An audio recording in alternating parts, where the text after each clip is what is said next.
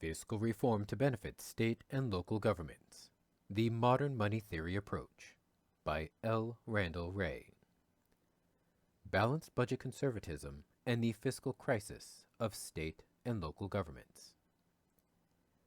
The early 1970s marked a sharp break from trends of the earlier post-war period as economic growth slowed, as real wages stalled, as union power began a long period of deterioration, as financial crises became increasingly frequent and more severe, and as escaping recessions became more difficult. In the literature, there are accommodations to this transition from the golden age of U.S. capitalism to subpar and even troubling economic performance. But Sid Plotkin and Bill Showerman's 1994 henceforth analysis builds on the role played by the changing views of government. The thesis of PS is that three major trends began in 1973: stagnation, growing inequality, and ballooning federal government debt.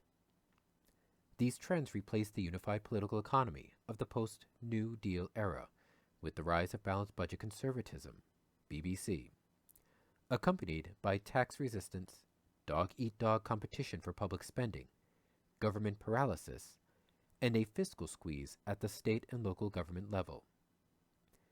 Government came to be seen as the problem, not the solution, as Reagan famously put it. And his tax cuts for the rich, which were repeated over the course of the administrations that followed him, right up to President Trump's recent tax reform, created a chronic budget deficit that allowed government's debt to become the ultimate boogeyman in the way of any serious attempt to deal with post-1973 problems. The rise of federalism shifted responsibilities to state and local levels, devolution, while slower growth of federal spending reduced funding available to states for clean water, sewage treatment, garbage, local transit, and public housing. States had to follow suit, devolving much of the cost of such services to local governments. As governments raised sales and property taxes to increase revenues, this generated tax revolts. Competition between governments to attract jobs created tax breaks for corporations, requiring higher taxes on households to make up for the lost revenue. Johnston, 2007. The rise of online shopping compounded difficulties as brick-and-mortar retailers closed and cities lost jobs and tax revenues.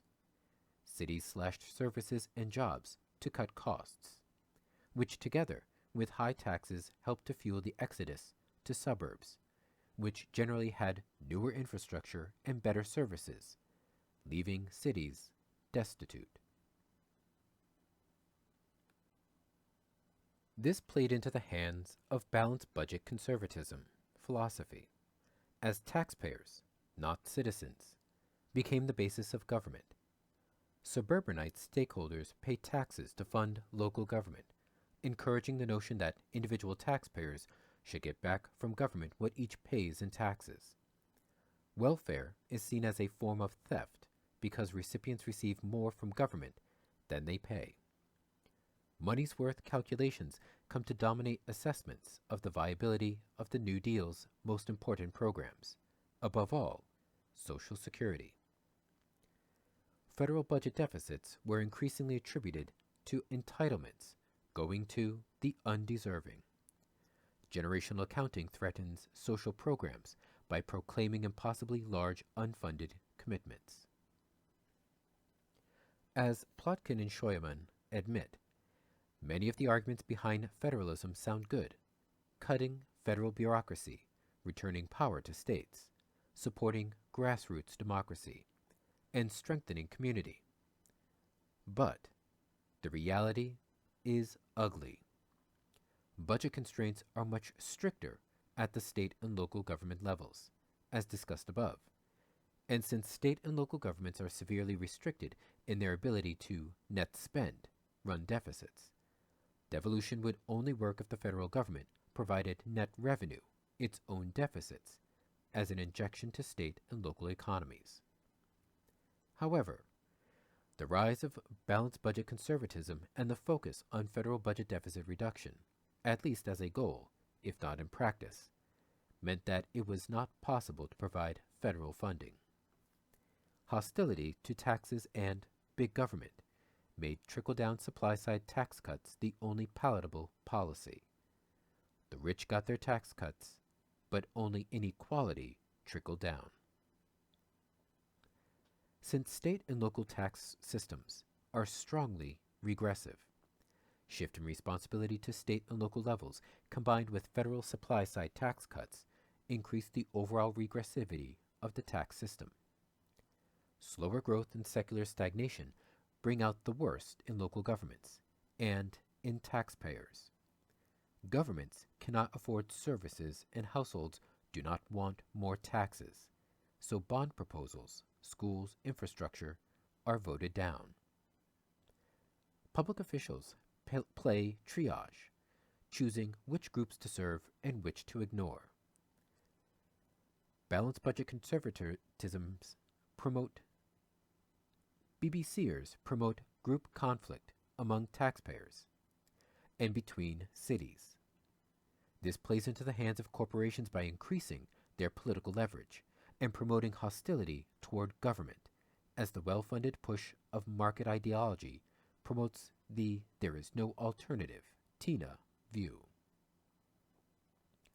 The political fallout includes racism, sexism, white collar versus blue collar, city versus suburb, and ethnic group against ethnic group. As Plotkin and Scheuermann put it, federalism makes it difficult to get a majority behind any useful policy, with 80,000 units of government to split up voters among a myriad of class, race, ethnic, and religious lines. A vicious cycle of federal tax cuts for the rich increases the deficit and fuels demands that pay-fors must be identified before any new spending bills can be considered. Devolution shifts more responsibility to state and local governments, with less money provided from Washington to cover essential spending. Slow growth creates few jobs, so local governments provide tax giveaways to seduce corporate investment. Fiscal policy is downgraded, in part because of federal deficits and debt growth, but also due to contemporary fads in macroeconomic thinking, Ricardian equivalents, growth through fiscal consolidation. Monetary policy is elevated as the only legitimate stabilizing force, and its focus is on fighting inflation, a problem that disappeared a generation ago.